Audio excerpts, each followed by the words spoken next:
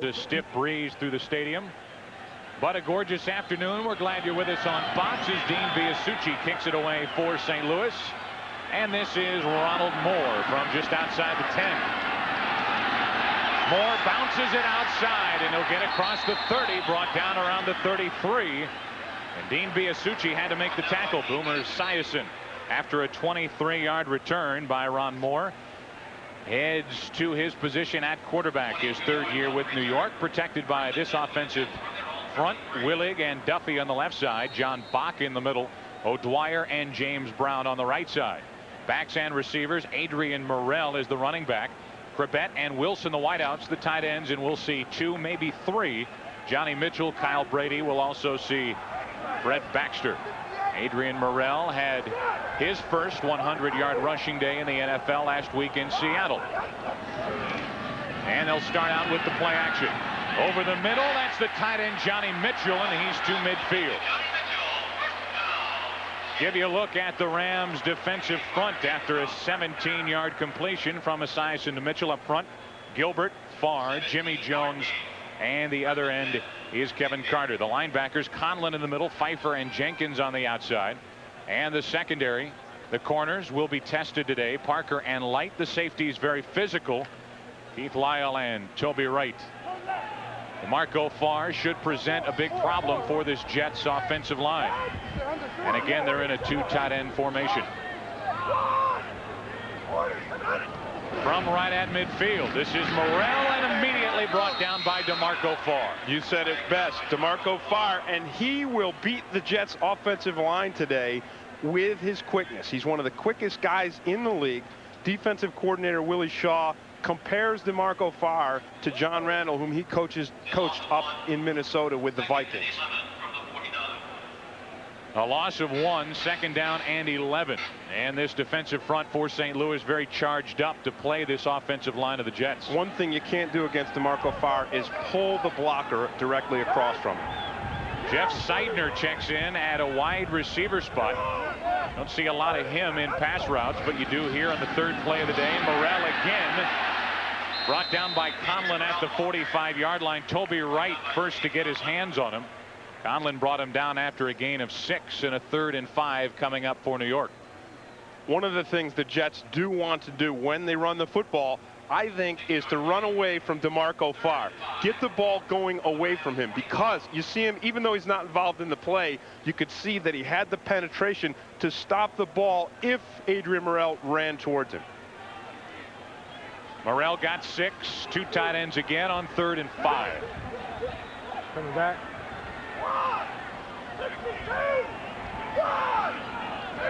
From the Ram 45, Esiason to throw. Out of the backfield, that's Morrell. Light forced him out of bounds, but Morrell gets a first down inside the 40. He needed 5, he got 5.5. And a first down for the Jets. Yeah. One thing the Jets have had tremendous problems with is converting and moving the chains, especially early on in the game. So far, we've seen them do it with their 2 best offensive weapons. Johnny Mitchell on the first one with the pass, the 15-yard pass, and now Adrian Morrell with a run and a catch. Sean Gilbert comes out of the lineup for St. Louis, shaken up on that last play. And they have Stokes playing at the right end spot. From inside the 40, Esiason to throw. This is the fullback Baxter. Goes down of bounds by Jenkins inside the 35. Nice, efficient start for this Jets offense. Yeah, and a nice combination of passing the ball, using the play pass, and using the run. And the key is the one time that the 2 times they ran, DeMarco Farr knocked one down in the backfield. But on the next one, Adrian Morrell ran for 5 yards. And if the Jets can run for 5 yards in a running play, it's going to set up their play pass all day long, because the play pass action will pull the Rams safeties towards the line of scrimmage. Second down and 4 after Baxter got 6. Blitz coming, and Esiason is sacked. DeMarco Farr was there. Kevin Carter was there. Carlos Jenkins was there. And Esiason brought down back at the 40. One of the keys to the blitz is you've got to cover the guys man-to-man, the receivers out in the pattern. And that's exactly what the Rams did on this. Defensively, they send all the guys up front. They send them, but everybody else is covered. And Boomer Esiason has got nowhere to throw. There was not one Jets receiver who had any space at all to breathe or catch the football. Willie Shaw will tell you, you got to send them early, because later in the game, once that quarterback's feet get set, you can't shake it. Especially a guy like Esiason. They send him early. Esiason throws it into the ground. DeMarco Farr wrapped up Boomer, and it's time for the Jets to punt.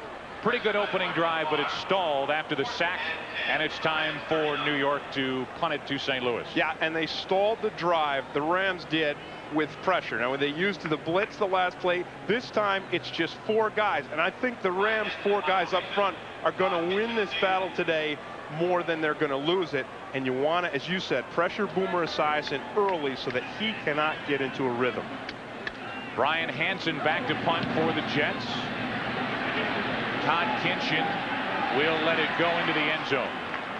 And the Rams will have it at their own 20 to start. A 39-yard punt by Hansen. They're already booing at the Meadowlands. Welcome to New Jersey. No score, first quarter. It's not cold enough to skate.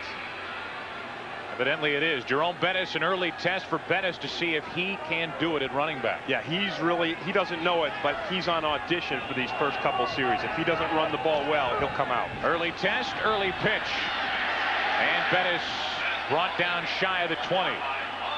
So a loss of 1, second down and 11 for the Rams offense, led by Chris Miller. Last 6 games, 6 touchdowns, 11 interceptions, 14 for the year.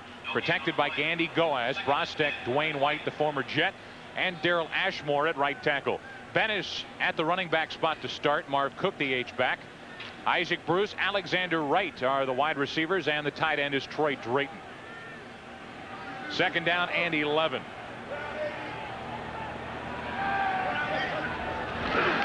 Play action already. Miller buys time and can't get it to Drayton. Incomplete. Covered well by Gary Jones. Third down and 11. Well, one of the strategies for the Jets today to shut down Isaac Bruce is to have him mirrored by Aaron Glenn. Aaron Glenn, 31, you see him there, and you can't be much more of a mirror than Aaron Glenn is on that play. There's nowhere for Chris Miller to throw the ball to Isaac Bruce, his favorite and best receiver.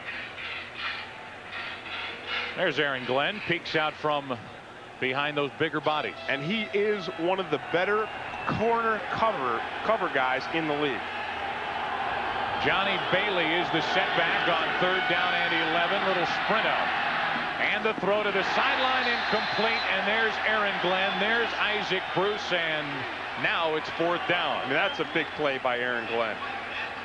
Isaac Bruce will get a big look at Aaron Glenn. Offensively, the Rams will look at this defensive front. Washington, Brock, Spindler, and Eric Howard. The linebackers, very active, very young, very good.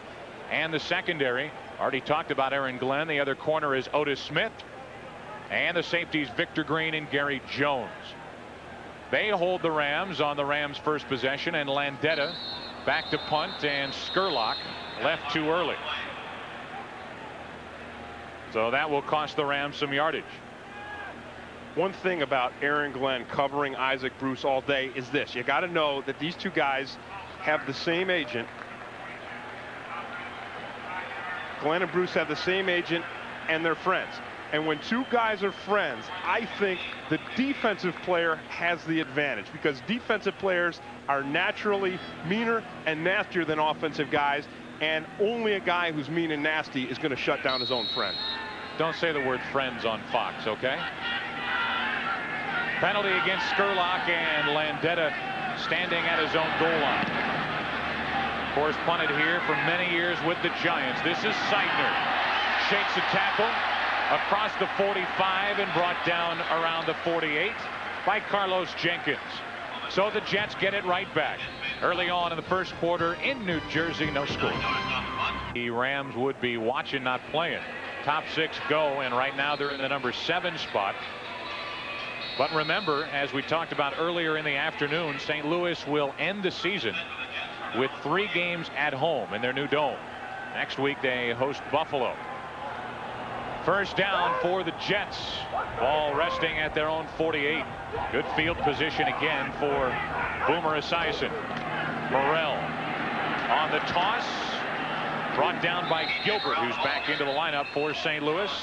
Second down coming up for New York.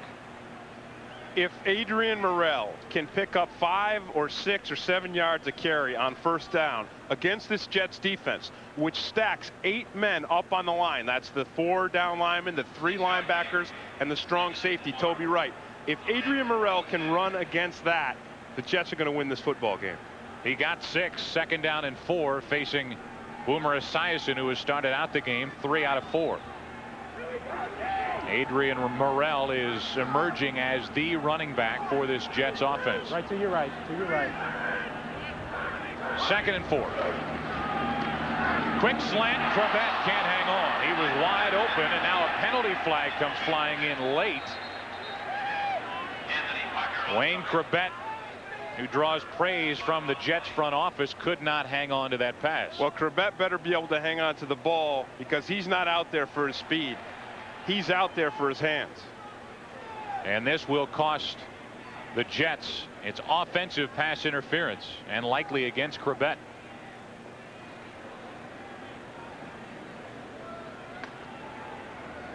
Offensive pass interference, number 80, 10 yards, second down. Wayne Corbett is a guy who has almost literally come out of nowhere. Well, he did. He's from Hofstra, a small school. Here he is down at the bottom of the screen. Now, the reason he's on the team, I said his hands, and he's tough, and he's physical, and that is when he made the contact right there with Anthony Parker, that's what they're calling offensive pass interference. Even though it looked so innocuous, so harmless, they're going to call it because his hands went out and they extended on Parker's body frame. Second down and 14 after the penalty, and the Jets back into their own territory. Swing out to Morrell, beats Conlon to the sideline, and is out of bounds at the Jets 49. A New Orleans update on a McDonald's game break. Back to Hollywood and James Brown. Joe, Bill Parcells recently cut cornerback Maurice Hurst, replaced him with Ty Law. We'll take a look. Law gets beaten by Quinn early on a takeoff pattern. His 8th touchdown reception. Saints lead it early, 7-0 over New England. Back to Joe and Tim. That New Orleans team could definitely be a spoiler down the stretch this season.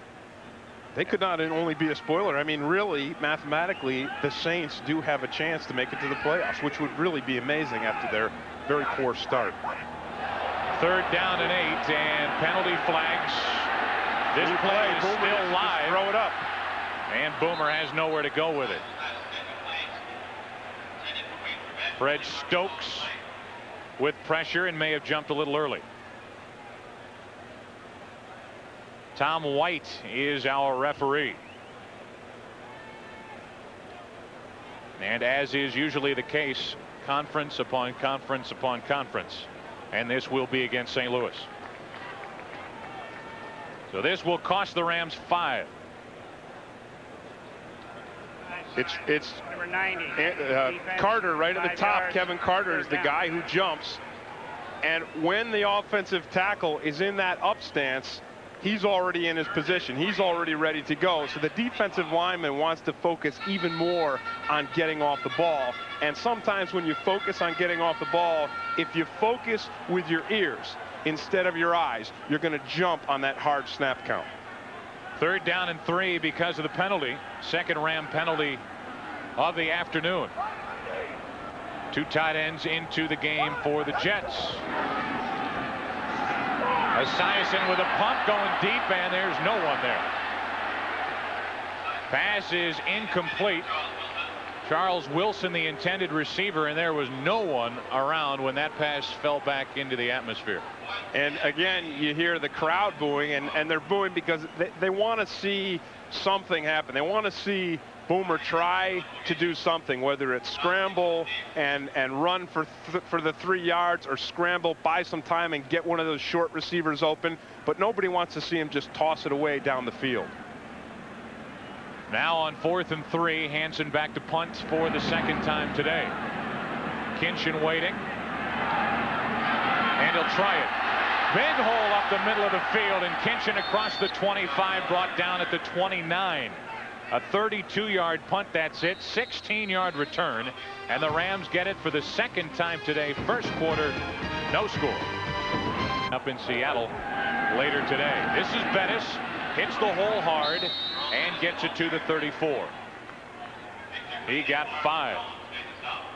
Jerome Bettis really hasn't been Jerome Bettis this season. Well, he hasn't. He's had a problem with his foot, and it's bothered him. I talked to him right before the game, and I said, how is the foot? He said, it's all right. I said, is it better? No, it's not better. It's all right. And really, that's how he's played this year. He's played all right. He hasn't played like the Jerome Bettis as you see there. In the first 21 games of his career, he was twice as good as he's been in the last 21 games. Here is Bettis. Pushes the pile forward, about a yard short of a first down. Brought down at the 38, and a 3rd and 1 coming up. One of the things about Jerome Bettis as a runner, though, is that he wants to carry the ball 20, 25, even 30 times a game. That's his forte. Now, some backs can chalk up a lot of yards with only 15, 17 carries. The bigger play backs, the quicker, more elusive backs. Bettis is a full steam ahead back, and the only way that kind of back chalks up a lot of yards and gets in a groove is if he gets the ball time after time. And he doesn't do it if he gets hit in the backfield. Dropped at the 35. Blocking breakdown for the St. Louis offensive line. Well, this is part of the Jets' strategy to shut him down. And you see Gary Jones, 25, is the guy who just absolutely blasts through not one, but 2 Rams blockers to get to the feet of Jerome Bettis. And there's Brent Moss on the sideline, and he may have to not only have that helmet on his head, he may have to choke it down and snap up his strap. Landetta's second punt of the day. Beautiful. Seidner back inside the 20. Gets knocked down by Skurlock on a good play for St. Louis. A 49-yard punt and just a 4-yard return by Seidner. Third possession, we're going back and forth, no score. The defensive coordinator for the Rams on your left, Boomer on your right. Yeah, and if you ask Willie Shaw what the key to the Jets offense is, he says it's Boomer Esiason. He says over the past few weeks, the Jets offense has been much more productive because Boomer's been back there directing things and using his intelligence and his experience. First down for the Jets from just outside their own 20. Worst starting position for the Jets so far today. Esiason hits Morrell, and then Morrell gets dropped by Roman Pfeiffer. Pickup of only a couple, 2nd and 8. Once again, you see the problem that the Jets have, and that is getting receivers open. This time, his offensive line does a nice job of giving Boomer plenty of time. They put a double team on the nose guard. The other guys are all singled up, and they all do their job, including Matt O'Dwyer against DeMarco Farr. He had him down on the turf. 2nd down and 8 for the Jets, their 3rd possession of the game so far here in the first quarter. Morrell hit by Keith Lyle and dropped at the 28. Tim, this is the statistically worst ranked offense in the National Football League. Morrell really has changed it a little bit because of his talent back there at running back. He has run in the past couple of weeks, and especially last week, not only with good elusiveness and good change of direction, but he's run with a toughness and a determination to run over a guy or break a tackle and pick up a couple extra yards on each play. 3rd down and 3 for New York. Boomer, a big rush over the middle, incomplete. Mitchell, the intended receiver, and well covered by Shane Conlon. This is what I'm talking about that Boomer needs to do on 3rd and 3, needed to do it on the first possession. Because here, once again, his receivers are not getting open. There's 7 guys back in coverage, but look at him here, backpedaling, crabbing sideways, and he still gets the ball out there, and Johnny Mitchell has a chance at it. Boomer's got to take a few chances today if the Jets are going to continue to, move the ball, eat up the clock, and score some points. Hansen back to punt, 3rd punt of the first quarter. And this is by far his best. Kinchin from inside the 30. lucky to hang on to the football as he got it to the 31. A 41-yard punt, 1-yard return by Kinchin. Well, the music event of the year is coming to Fox. Barber, a 4th-year player out of USC, has a couple of sacks this season. Yeah, and I think this is Barber right here, right in the middle of the screen, and he goes down and hurts himself almost on his own. It's a change of direction, and his left leg kind of twisted inward. So when that happens, it could be a knee or an ankle. It looked to me like another turf injury. At any rate, Barber is down and getting a lot of attention. So with Casillas down, Hugh Douglas down, now Barber is down. You have to wonder how the Jets will overcome these injuries on the defensive front, an already injury depleted defensive front. While they work on Barber, a Falcon update on a McDonald's game break. Back to Hollywood and back to JB. Hey, Joe, Miami's weak pass rush gives Jeff George all kinds of time. Bert Emanuel covered on the slant move, improvises in the corner. George finds him, and the Falcons are leading the Dolphins in Miami 7-3. Back to Joe Buck and Tim Green. Exactly what Atlanta needed. Exactly the opposite of what Miami needed. They are reeling in Atlanta after their surprising loss in overtime last week in Arizona, desperately needing a win in Miami. Yeah, and the opposite of what the St. Louis Rams need, because they need the Falcons to drop out of the picture if they themselves are going to be into the playoff picture. San Francisco leading the way at 8-4, and then you have Carolina and New Orleans at the bottom at 5-7. Barber is up, but he doesn't look like he'll be available the rest of the day. Yeah, he can't even put that foot down. We're going to try to take another look at it. Watch it right there when he plants his leg right there, and it twists inward.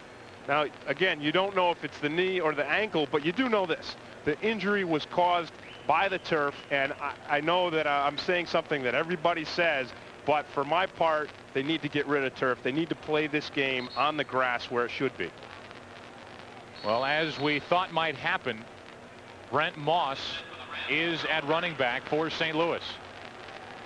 Joined by Marv Cook in the backfield, but it's Brent Moss, 31, at running back for the Rams instead of Bettis. From their own 30, play action. Blitz coming, and Miller airs it out for Isaac Bruce, blanketed by Aaron Glenn. One of the problems with Brent Moss in there, he may provide a changeup in the run game, but he is not the pass blocker that Jerome Bettis is. Not only can he not protect as well as Bettis physically, he doesn't know the plays as well. And again, Aaron Glenn, we talked about it before, he's the guy on Isaac Bruce. He gets some help from his safety, but this ball could have been Glenn's more than it could have been Bruce's. Glenn really showing off Aaron Glenn.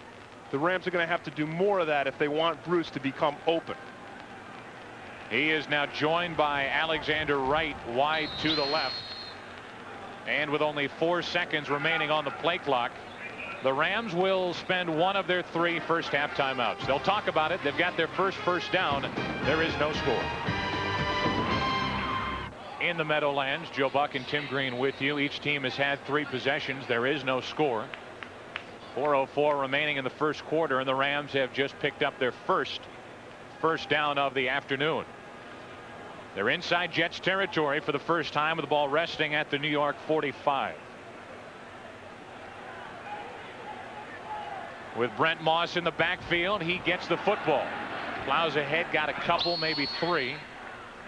Eric Howard right in the middle of it to stop it for the Jets. And now what we're seeing is the Jets defensive scheme paying off against the Rams run game, because we saw them force the Rams to pull Bettis, and we see them making Moss pretty much ineffective. And the way they're doing it is bringing guys up front. They've got their 4 defensive linemen, their 3 linebackers. Those guys are shooting the gaps, trying to cause immediate havoc in the Rams backfield. 2nd down and 7. Miller completes it to Marv Cook. Brought down about 3 yards short of a first down. And the second completion of the day for Chris Miller. Chris Miller talked about all week trying to become more patient, trying to take the safer throw, because lately the interceptions have been piling up. Yeah, and really that's what you're going to see, I think, from both quarterbacks and both offenses today. because they believe that either team is not going to score a heck of a lot of points, and both teams have strong, aggressive defenses that they want to rely on to win this game today. 3rd down and 3.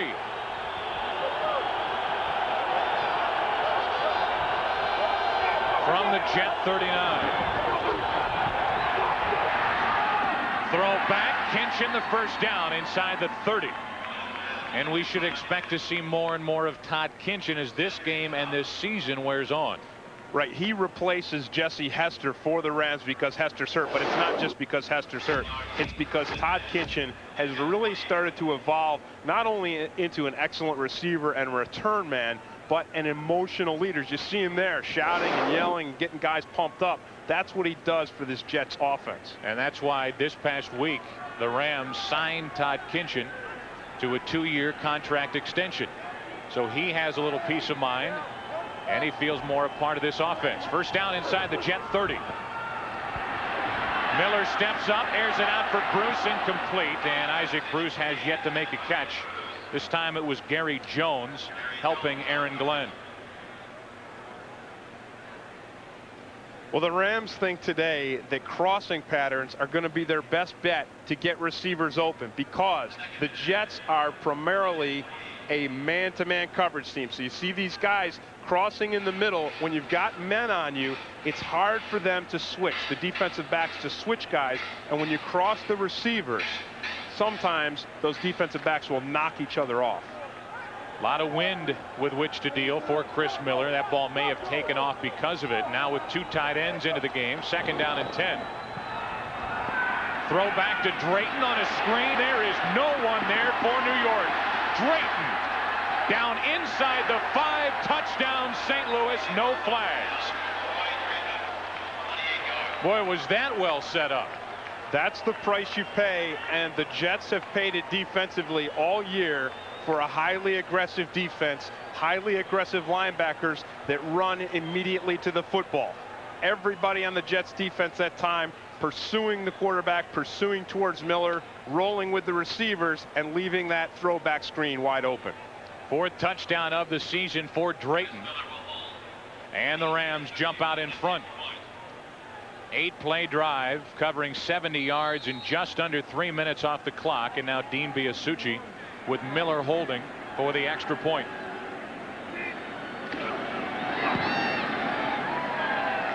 "28-yard completion on a tight end screen, a throwback, and Drayton got it to the end zone. Part of a throwback is to sell it. Now watch Marvin Washington pursue Chris Miller. Miller sells it, Goez sells it. All the Jets are over on that side.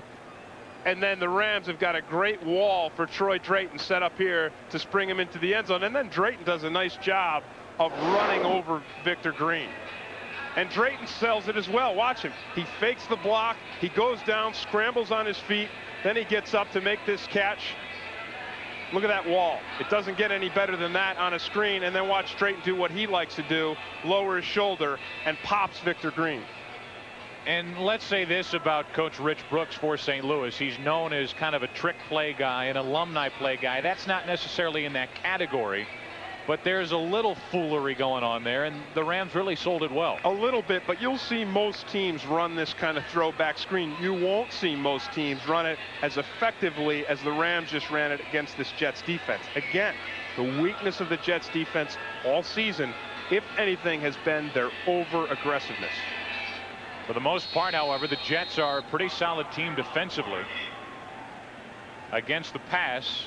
That will go down as a throwing touchdown on the throwback screen to Drayton, and now Biasucci to kick it away for St. Louis. And this is Carpenter from just outside the 10. Brought down at the 25. Skurlock was there for St. Louis, along with Brad Otis, a 14-yard return. It's really been a two-season season for St. Louis. They started out their first 6 games averaging 23 points a game, 5 turnovers. That's it. They're 5-1. 21 turnovers the last 6, and flip it, they're 1-5. And if you ask the Rams and if you ask the Jets in their game plan for the Rams, they'll point to the turnovers more than anything to figure out why the Rams have had success early and not succeeded late. That's why the Jets want to be conservative and not turn the ball over offensively. Fourth possession already here in the first quarter for the Jets. New York trailing 7-0, and Morrell gets to the corner, gets across the 30, and a nice gain on first down. Todd Light there to force him out of bounds. Gain of 6. One thing Morrell does very, very well is get to the corner. And the Rams defense is a tough defense to get to the corner on, because Carlos Jenkins and Roman Pfeiffer are two of the faster outside linebackers in the league. And fast outside linebackers usually take the corner away. 21 yards on the ground for Morrell, 15 through the air. Coming up on a minute left here in the first quarter. It's Morrell again, same play, this time upended by Carlos Jenkins. Third and short coming up for New York. As I said, a fast outside linebacker like a Carlos Jenkins can take the corner away, and that's exactly what he did to Adrian Morrell on that play. He took away the corner. A gain of only 1, 3rd and 3 for the Jets. I mean, Carlos Jenkins is not only fast, he's incredibly tough. He's a guy who had a motorcycle crash, skid for 80 yards, burned off all his clothes, and walked away from it. Went and bought some more clothes. That's tough. 3rd down and 3. And Esiason to throw. On the slant behind Wilson, and time again for the Jets to punt. Absolutely nothing to the wide receivers for Esiason and the Jets here at the start. Well, that's too bad for the Jets, because Charles Wilson had himself open. He had himself free on the slant pattern, and Esiason just throws the ball behind him. No one's going to accuse Boomer of being accurate on that pass. Kinchin waiting deep. 4 possessions for the Jets, 4 punts. Brian Hansen back to punt for New York. Beautiful punt. It turns over, and Kinchin from the 15 shakes one and gets to the 25. Lost the football. Lost the football at the tail end of the play, and who fell on top of it? Looked like St. Louis did, but no signal yet. Rams have it. 51-yard punt, a 9-yard return by Kinchin. And here's a look at the tail end of the play. Todd Kinchin is a guy who hates to fair catch the ball. He'll run it under almost any circumstances. Most of the time that's good, but this time it almost turns out to be bad because he loses the football. Troy Drayton, his 100th career catch. Over 1,000 yards in his 3-year career, and his latest catch put the Rams on top 7-0. And the great thing about the catch, he made the nice catch, but he also made a nice run running over Victor Green. 10 seconds left in the quarter, and this is Brent Moss. Breaks across the line of scrimmage and got a couple, and that will be the final play of the first quarter. A lot of possessions for each side, not many points. That's what we expect for most of the day. The Rams leading 7-0 after 1 quarter of play here in the Meadowlands. Joe Buck and Tim Green. Jerome Bettis now back into the lineup for the Rams. Rams leading 7-0. Chris Miller 4 out of his last 5 for 68 yards and a touchdown. And the Rams have a 2nd and 8 at their own 27. Bettis didn't do much in the first quarter at all. Hoping that the start of the second quarter will be a little better.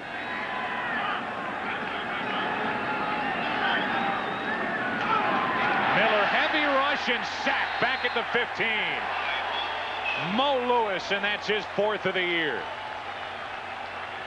We talked about it in the beginning of the game. If the Jets can't do it with their front 4 and they have it, they're going to bring more. This time they bring more. Mo Lewis, Bobby Houston, they both get there, and Bettis goes out into the pattern and lets Mo Lewis run right past him. They brought more.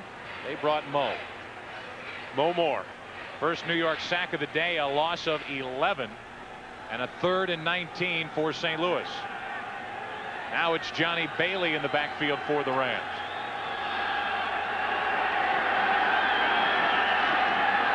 Heavy rush again. Miller airs it out. Alexander Wright can't get to it. And it's time for the Rams to punt. Good coverage by Otis Smith. If one thing Alexander Wright has, it's speed. He may not have great hands. He's a physical guy. He may be out of shape because he's been injured this year and missed quite a bit of the season, but he's got burners. And if you see Otis Smith running with him foot for foot down deep, you know Smith is doing a heck of a job.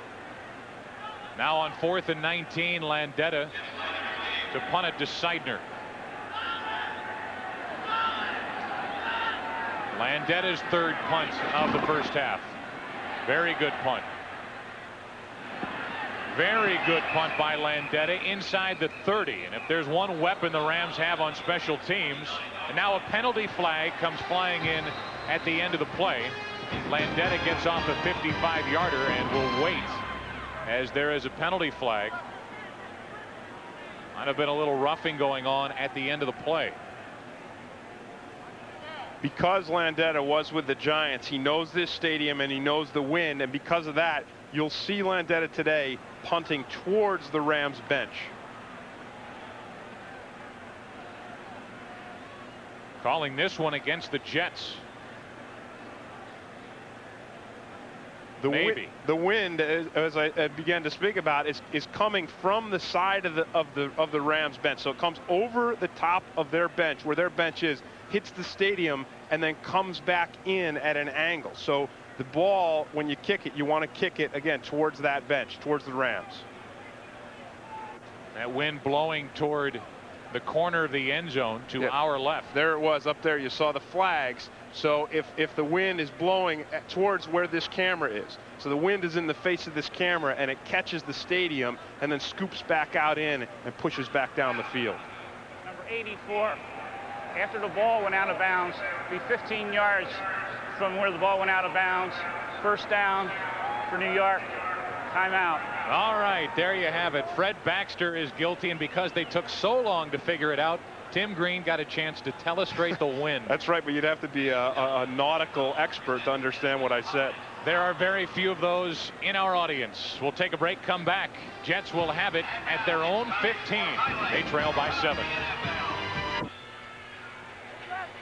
Jets have it for the 5th time, trailing 7-0 in a 1st and 10 at their own 15-yard line. Costly penalty on Fred Baxter. Jets start out deep in their own end and start with a play-action pass. Picked off nearly by Parker. Incomplete. Crabette, the intended receiver. And Anthony Parker has been getting better and better as each week goes by. Anthony Parker has. He got burnt a few weeks ago against the Atlanta Falcons. Last week he stepped it up against San Francisco, had a nice interception early in the game, and he almost picks this one off. Again, Boomer Esiason is throwing the ball behind his wide receivers. He has yet to complete a ball to a wide receiver, and Boomer is 1 out of his last 5 for only 3 yards. 2 tight ends on 2nd and 10. Morrell to the 20. And we'll give you a look at the numbers from the first quarter. Not a whole lot of offense. No, but you can see that the Jets have been able to move the ball, and they haven't turned the ball over. But if they're going to win this game or have a chance of winning this game, Boomer Esiason is going to have to convert on 3rd down and start honing his passes in. This team on 3rd down, which is what they face here, 3rd and 5, only 32% for the year. That's not very good. Esiason at 50% here in the first half. 6 defensive backs into the lineup for St. Louis. And the pass incomplete again. Well covered by Parker. Charles Wilson, the intended receiver, and a wide receiver has yet to catch a ball. And there's only 13:31 left in the first half. Well, Wilson had a chance to catch this ball, albeit a difficult one, because Parker, as you said, had nice coverage, hit him the instant the ball got there. So he didn't interfere. He had good coverage. The only thing that good happened for the Jets on that play was their offensive line did an excellent job of picking up a Rams blitz. Kinchin waiting for a Brian Hansen punt. Rams have a return on, and Hansen gets away a good one. Kinchin from inside his 30. Gets to the sideline and crossed the 40. Brought down at the 42. by Eddie Mason. He's their best special teams player, along with Cascadden. We'll see a lot of special teams today for the Jets. Up the Jets whole season and just say, hey, they've got a bad team. But if you look at it, there are some outstanding individual efforts. And one of those guys, I think, has been Matt Brock. All season long, he's a big, strong, physical guy in the middle. He's played well, especially against the run. And so far, they've held the Rams to 1.7 yards a carry today. First down, and that's Jim Price in motion. And this is Bettis. He gets nothing. Got to the line of scrimmage, fell forward for maybe half a yard. Spindler right in the middle of it for the Jets, and the Rams really have not been able to run all season long. They come into this game 25th in the National Football League, and when you've got a guy like Bettis, you expect them to be able to run. You do, and when you wonder, well, why would you want to run the ball? And everybody talks about it all around the league. The reason you want to run the ball as much as anything is to not be in a second long, third and long, predictable passing situation. It's a game ahead of St. Louis and a game behind San Francisco, really 2 games behind the 49ers. Crowd, and they all cheer. Here's Glenn on the coverage. He's got him. He's pitching his shutout against Isaac Bruce, and I don't know if we'll see him all the way, but he stopped. There he is. He waves to the crowd, and they all wave back and cheer. This penalty is against St. Louis. It is declined, and it's 4th down for the Rams in time for Landeta to punt. The only time Isaac Bruce has been open today for the Rams thus far has been when he's gone in motion to run away from Aaron Glenn. Seidner waiting for the punt from Landeta, who has had a very good first half. Under 12.5 to play here in the first half in the Meadowlands. Long snapper Jim Price. Good snap. Good punt. Maybe too good. Too good. Into the end zone, and after a 57-yard punt, it'll net only 37. The Jets will start from their own 20, and Isaac Bruce, who comes into this game #1 in the NFL with just under 1,300 yards, been doing things like this all season long and has become one of the premier receivers in only his 2nd year out of Memphis State. He has been totally shut down today. Yeah, as you can see from those clips, there's good reason why people around the league are comparing Isaac Bruce to Jerry Rice. Well, if they're going to compare him to Jerry Rice, they're going to have to compare this guy, Aaron Glenn, the guy without any hair. They're going to have to start comparing him to Deion Sanders because he has shut Bruce down. Or Kojak. Yeah, without any hair. Boomer Esiason and the Jets from their own 20. That's Ron Moore. He lost the football as he got to the 25. And we may have our first turnover of the day. The officials very non-committal, not making any signal whatsoever. Either way, it's a mistake to take Adrian Morrell out of the game. And now the Jets are going to have to pay for it because Morrell was running the ball extremely well. Take a look here at DeMarco Farr's quickness. He's working against Duffy. Duffy's got him. He goes one way, comes back the other way, and makes the tackle. Ron Moore lost the football, and it looks like Farr or Anthony Parker came away with it. Yeah, not only does Ron Moore lose the football, but Matt O'Dwyer is down on the field. I mean, Moore just comes in cold off the bench. Why would you put him in? Why would you put him in when Adrian Morrell was running the ball so effectively? Meanwhile, the frustration for Morrell has been something he didn't have to deal with in their last game in Seattle because Moore was dinged early and was out with a concussion. Said finally for the first time he's running with confidence, not looking for the hook. He got the hook. Moore got the football, laid it on the carpet, and the Rams get it back. Who's their starting right guard in this game? I mean, it's obviously not Moore's fault that he rolls up because the Rams defenders were on top of him and forcing him in. But it just, I mean, it just shows the ill-fatedness of this guy being in the game at all. Anthony Parker came away with a fumble recovery. He leads the team with 4 fumble recoveries, and the Rams get it inside the Jet 25.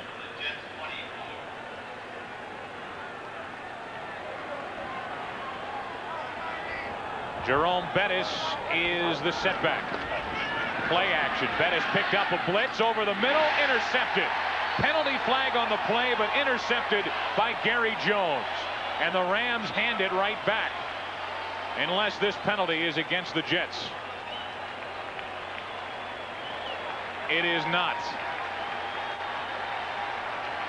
Jim Viccarelli, the defensive coordinator for the Jets, strategy pays off on this play by putting the instant heat on Chris Miller. Watch the linebackers coming. Mo Lewis coming. Marvin Jones up the middle. Eric Howard comes around the corner. They put the heat on Miller and force him to force the football.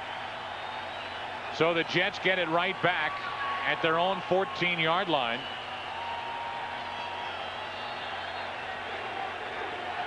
And New York trailing 7-0. So each team one turnover, and it's a wash. Rich Kotite was living right this week, because now Adrian Morrell's back in the game, and he doesn't even have to pay the price for substituting him for substituting Ron Moore for Morrell. Terrence Wisdom comes in to replace O'Dwyer at the guard spot, and now Morrell back into the game, gets to the line of scrimmage, may have picked up a yard. Kevin Carter there for St. Louis. Well, the Jets offensive line has already been banged up, and they're thin, and they've lost starters, and they lost Criswell to free agency already, and now they're down to Terrence Wisdom, a free agent guy out of Syracuse. So you can expect a big mismatch with him against DeMarco Farr and Jimmy Jones for the Rams. 2nd down and 9. Esiason hangs in, gets it to Crabett. And Crabett gets it across the 20 and picked up a 1st down. Wow. You wonder, how can a guy who runs a 4.58 40, a guy that slow, from Hofstra University, a free agent, make it in the NFL as a receiver? There is the answer on that play. That is just absolute toughness, absolute tenacity. This time he hangs onto the ball he dropped earlier, and then watch this effort. This is just never stopping. He goes, he twists, he turns, he just continues to work. And among the rookies this season, 3rd on the list, behind Terrell Davis and Joey Galloway. 45 catches, now 46. And he gets this 1st down. He hasn't been pretty, but he certainly has been exciting from a heart standpoint. Jets really don't have much at the wide receiver position with Crabett and Wilson. In fact, rare is the time when they will use 3 wide receivers at one time. Yeah, I mean, their best threat in the passing game really is their tight end, Johnny Mitchell.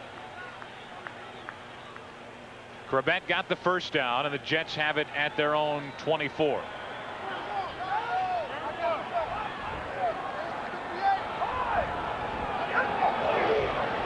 Play action and quick throw to Mitchell. What a catch.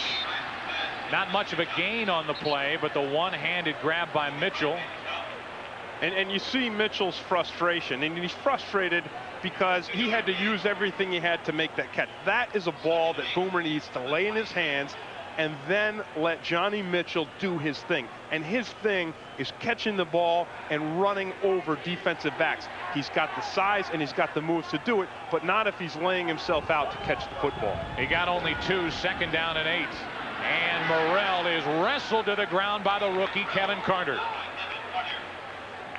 Back near the original line of scrimmage inside the Jet 25. I think you're going to continue to see the Jets have problems, especially with Matt O'Dwyer out on the right side of their offensive line, because now James Brown right here, and actually he's working on Terrence Wisdom. He's working on the rookie, on the guard, the free agent. He just goes right through him, right past him like he's not there. That's a big problem spot now for the Jets. A loss of 2, and now 3rd and 10.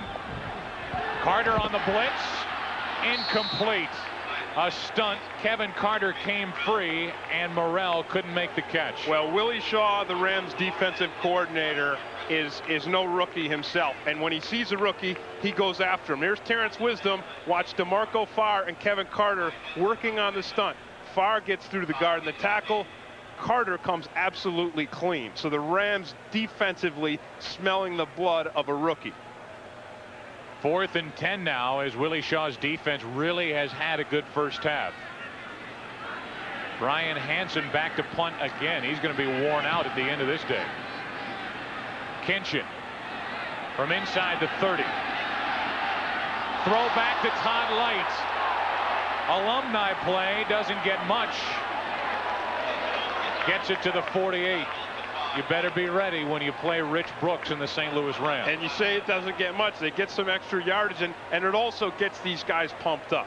You see the Rams players cheering for each other, pumping each other up. It sets the Jets back defensively, because now they know they have to think about these kind of trick plays all day long. 19-yard return.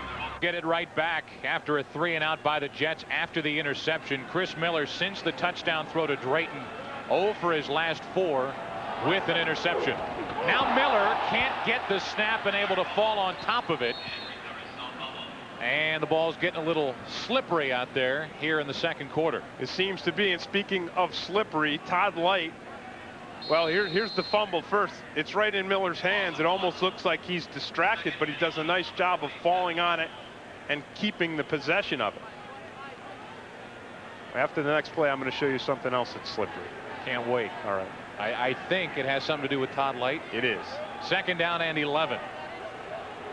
Brent Moss in the backfield for the Rams. Bettis out of the lineup.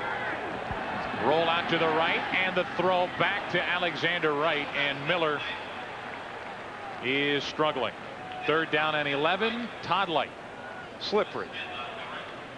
Here he is down here. Now normally he's covering receivers. On this play, he gets to turn into a receiver. Kinchin's the return guy. He draws the defense to him because he is such a good return man. And then Light just hangs back right here. Now he's got to be behind Kinchin on the yard line. He's got to be behind him to catch this ball.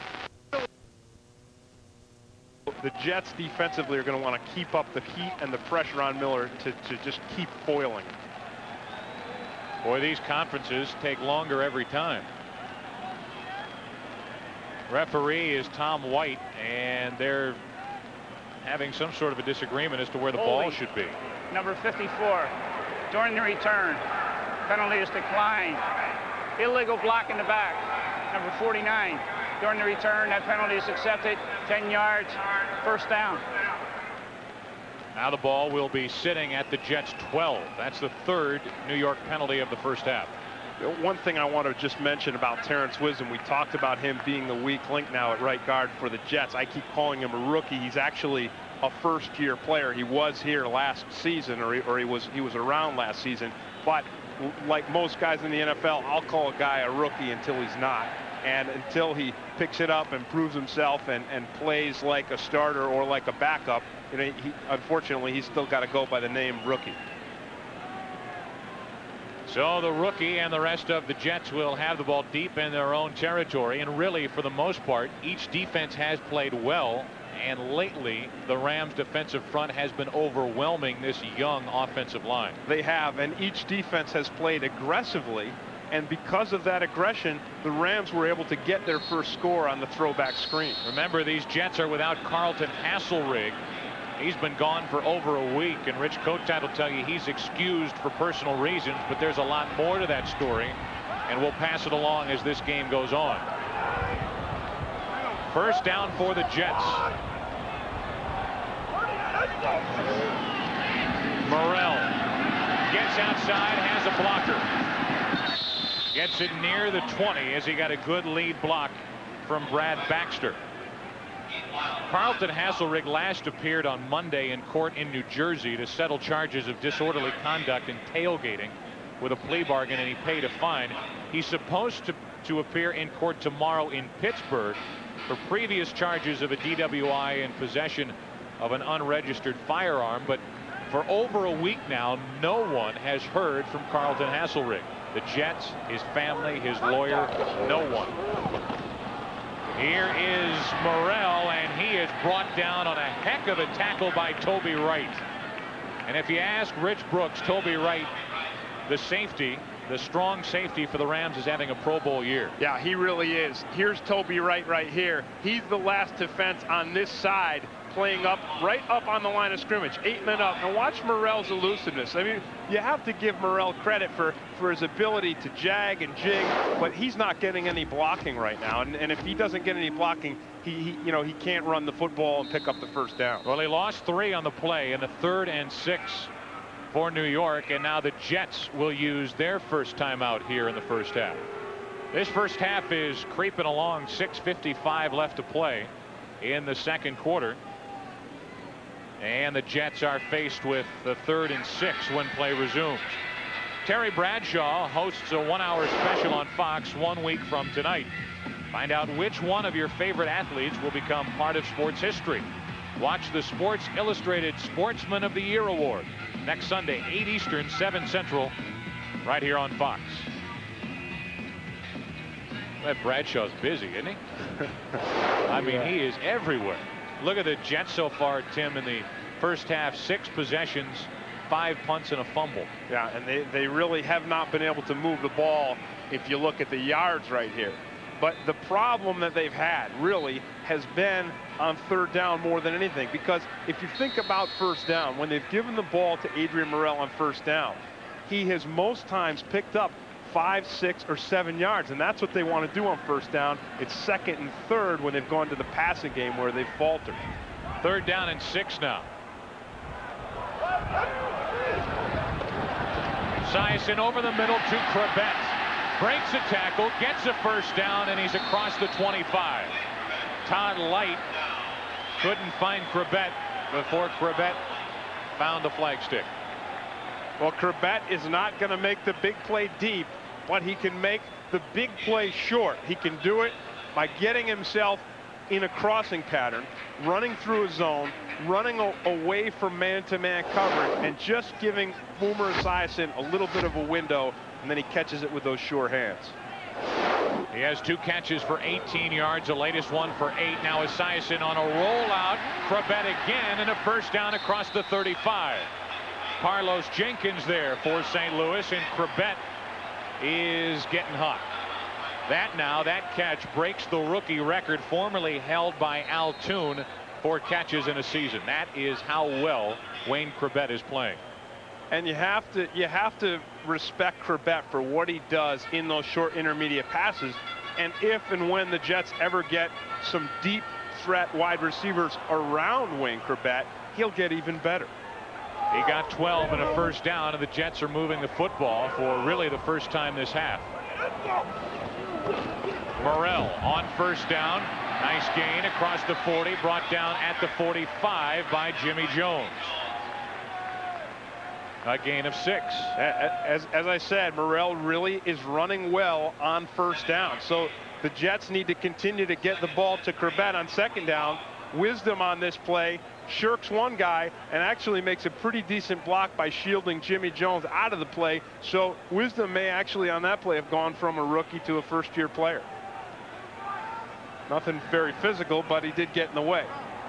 First tackle of the day for Jimmy Jones, and now on second down, Morrell with a cutback. Toby Wright can't get him. Lyle can't get him before Morrell has a first down.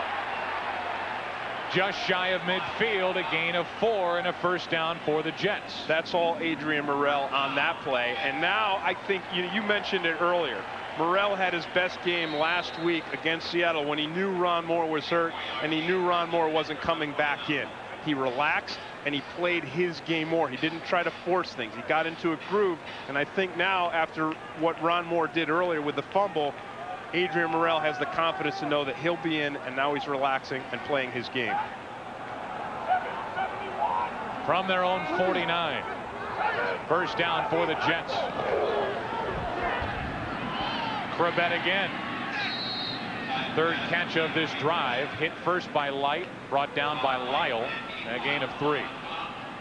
We talked about the run setting up the pass, and here's what it does. The Jets have run well on first down. Now they force the Jets defensive line to respect the run.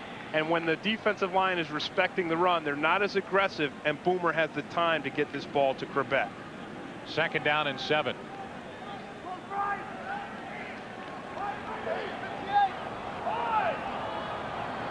Ryan Yarborough in at a wide receiver. He's in the slot.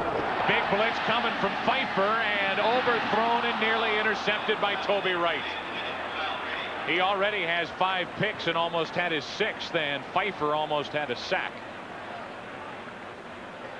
Well, Pfeiffer comes from Boomer's blind side, and of course, because Boomer is a lefty, Pfeiffer comes from the defense's left, and he hits Boomer just as he gets rid of this football. I still don't think he hit him soon enough to excuse the pass that was overthrown and more catchable by Toby Wright than Boomer's own receiver, Kyle Brady. Boomer this drive, however, 3 out of 4 for 23 yards. And now sacked again. This time it's Gilbert. That's his 6th of the year. So when the Jets get something rolling, the offensive line breaks down and the drive comes to a stop. Yeah, they slid Sean Gilbert to the inside. They rushed Fred Stokes to the outside. Here he is right here in the middle. He's working on Roger Duffy, gets into him with the power move, and then slips right by him. That's a nice change of move by Sean Gilbert. As a defensive lineman, you've got to be able to have 2 moves. You've got to be able to have a power rush and a swim off it, or a power and a spin off it, or a spin with a power. There's got to be a combination to get to the quarterback in the National Football League. Here's Kinchin waiting inside the 10. From around the 5. Has yardage over the middle and gets to the 25 and beyond. Brought down at the 26. A 50-yard punt. 19-yard return. Well seen everywhere but New York City. Coming up next, it's the second is really winning this game. The offense for the Rams not doing much of anything, especially lately. First down from their own 26. Bettis, nothing. You can say what you want about Bettis, what you want about Moss.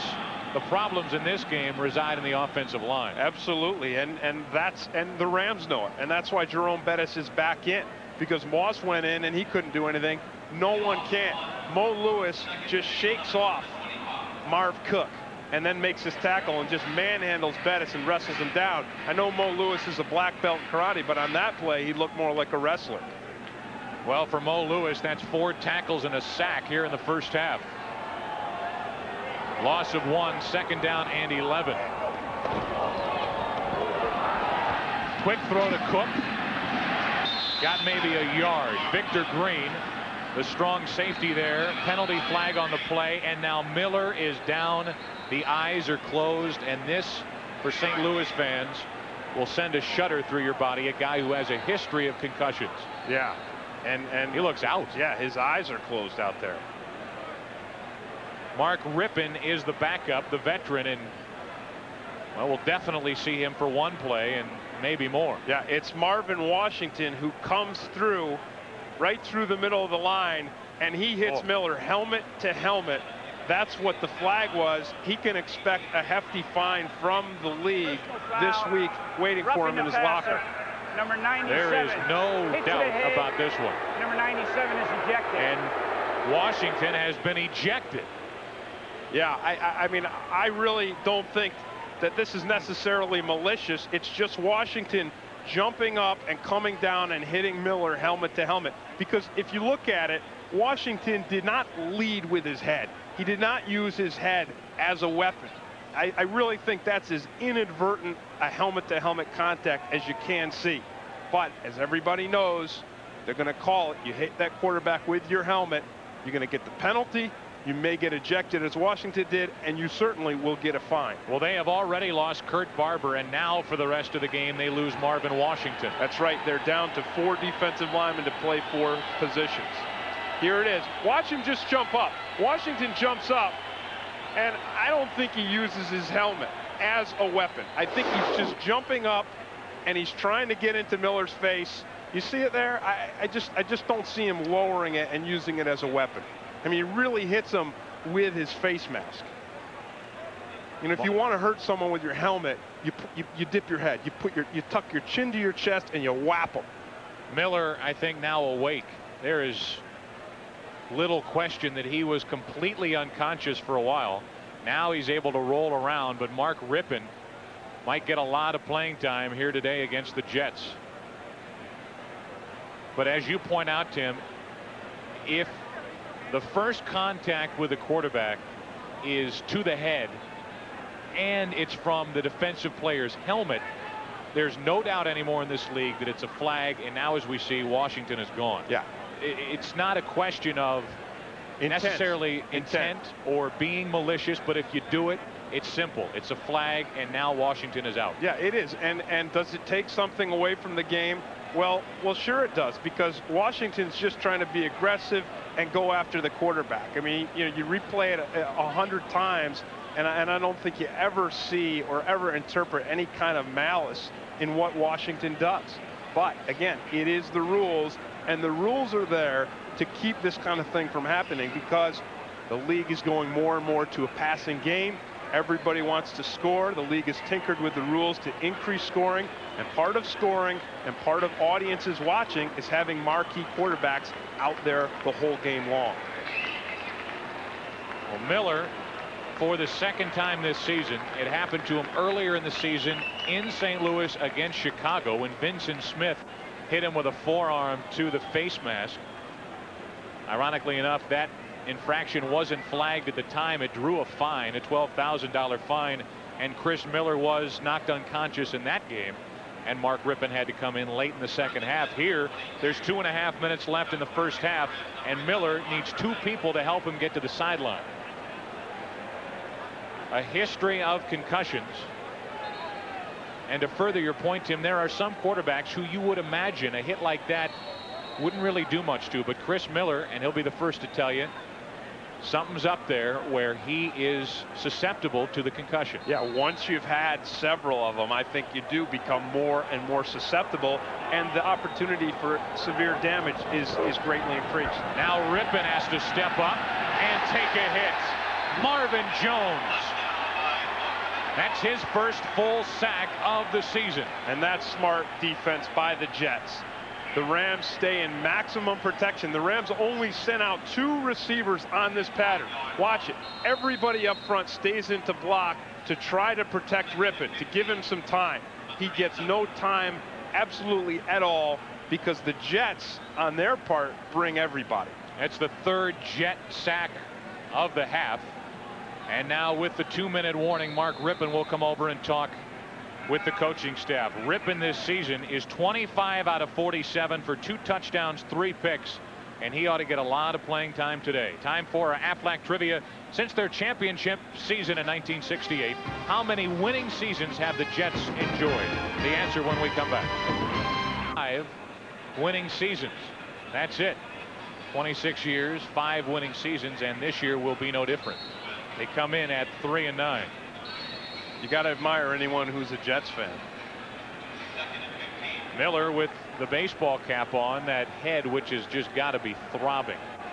A loss of 16 on the sack of Rypien. And on second, the ball is tipped and picked off. Gary Jones down the sideline. Gary Jones, touchdown Jets. No flags.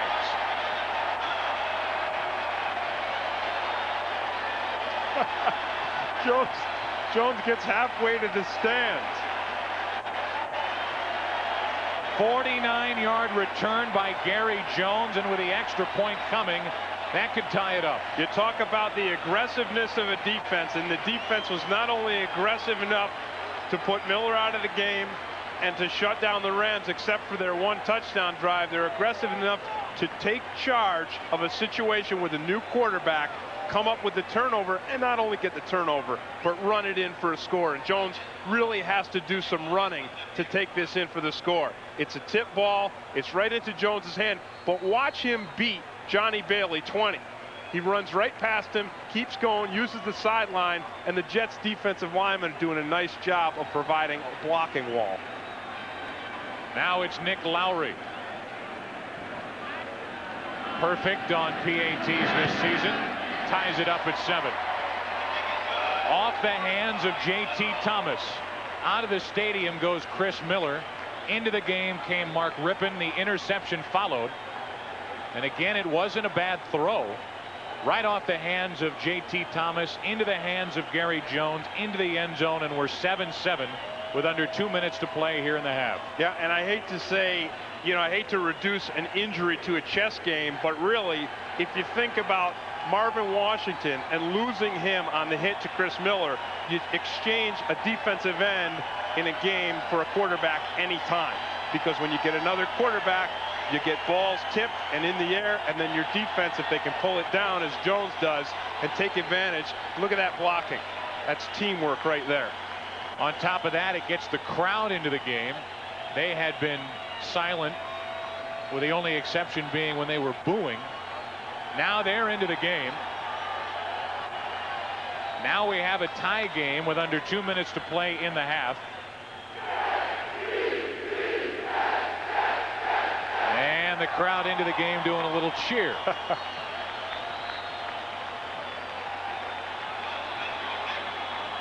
Don Silvestri will kick away for the Jets. Todd Kinchin is the deep man, along with Johnny Thomas for St. Louis. This is Thomas. Good return by Thomas across the 40 and brought down at the 44. A 34-yard return by the rookie Johnny Thomas, who is averaging close to 24 yards per return. He's not catching many balls in pass routes, but he can return kicks. He's got great quickness and he's got elusiveness. And now we're going to see if Mark Rippon can get himself and get this Rams offense into somewhat of a groove and start to pick things up. A minute 44 remaining in the half.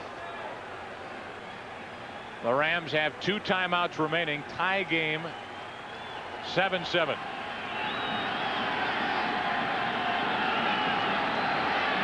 Handoff to Bailey. Wrestled down by Mo Lewis. So we've seen Bettis, we've seen Moss, now we've seen Johnny Bailey carry the ball. And we've seen the Jets defense contain them all on the run play, and really Mo Lewis, as much as anybody, has been in there on the action. Gain of 3, 2nd down and 7. Over the middle, Bailey dropped it. Mo Lewis was right there waiting for him. I'll tell you something about Mo Lewis. He has some big footsteps. And I will tell you on that play, Johnny Bailey heard those footsteps, because offensive players around the league know that when Mo Lewis steps on the field, he brings the heat. He hits people, he hits them hard, he runs fast, and he keeps coming.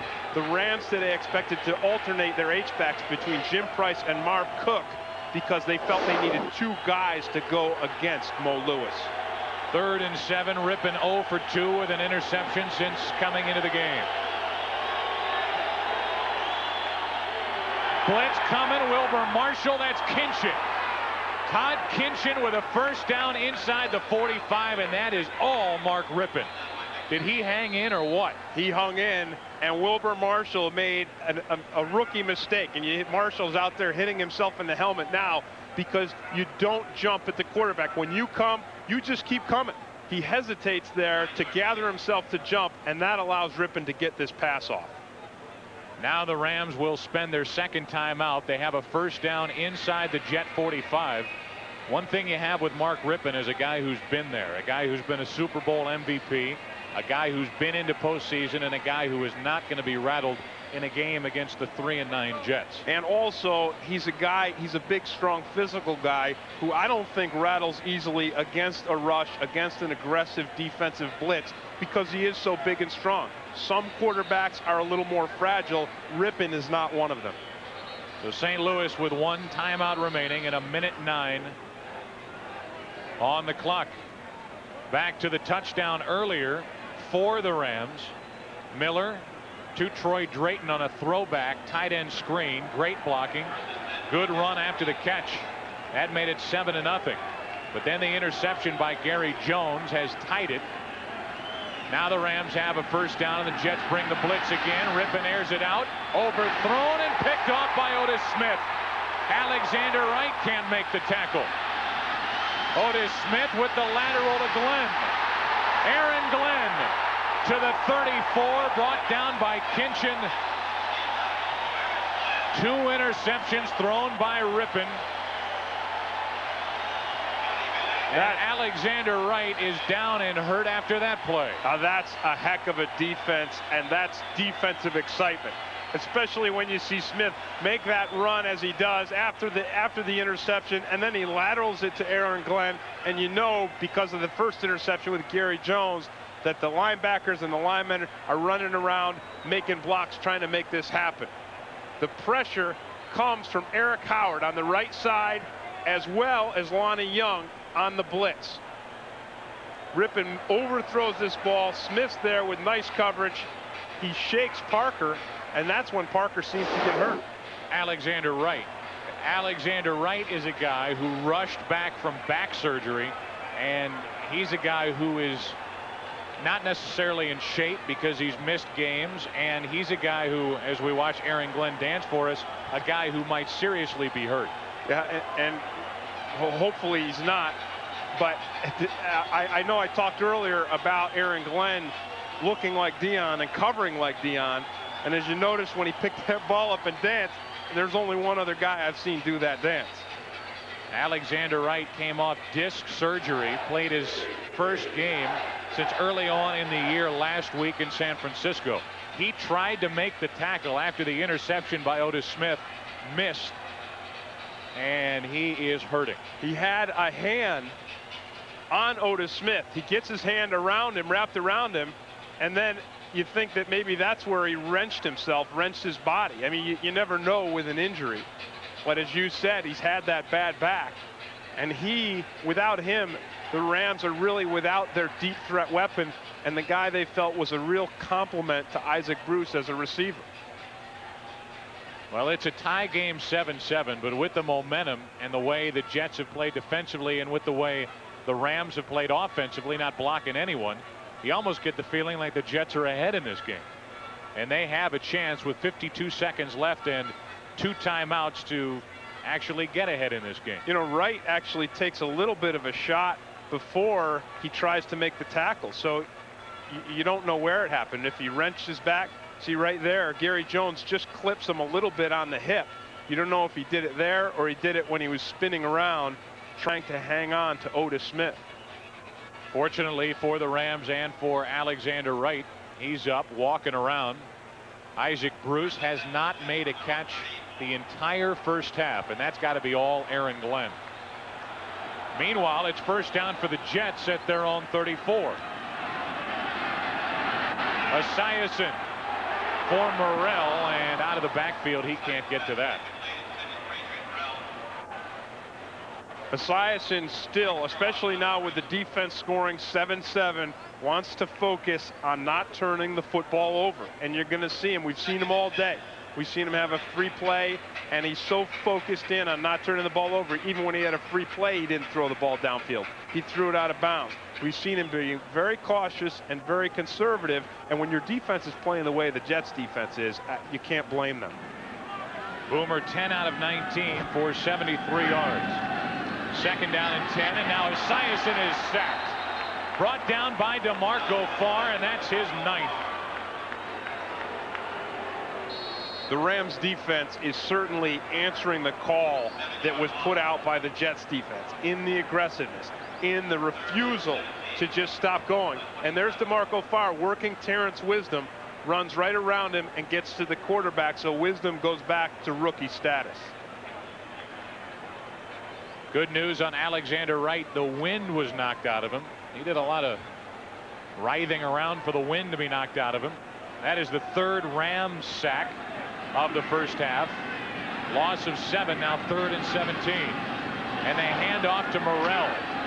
Adrian Morrell is brought down shy of the 40, shy of a first down. And that will be the end of the half. It looked like the Rams tried to call a timeout. They did not get the timeout called in time. They looked like they wanted to get a punt return. They won't. So at the end of the half, we're tied at 7. Fox NFL Sunday will continue with the Dockers halftime after this message and a word from your local station.